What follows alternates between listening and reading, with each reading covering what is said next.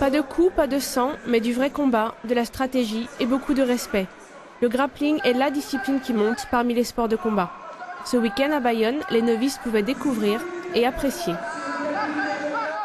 On pourrait dire que c'est de la lutte au sol à laquelle on ajoute des clés, des prises douloureuses, des prises de soumission, des armlocks et des étranglements.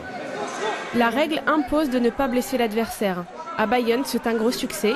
La section grappling a véritablement décollé cette saison grâce à l'arrivée d'un nouvel entraîneur. Du coup, le petit tournoi amical a été pris d'assaut. On devait faire un tournoi à Côte-Basque à 2-3 clubs, et puis ça a été une horreur parce qu'on a eu des appels de partout. Et en fait, au lieu de faire 1 heure ou 2 de combat, on s'est retrouvé avec une journée de compétiteurs qui arrivaient de toute la France, quoi. Filles ou garçons, on combat dans sa catégorie de poids et ce n'est pas toujours le plus fort qui gagne. Le muscle, ça ne veut pas dire qu'on est musclé, qu'on peut gagner.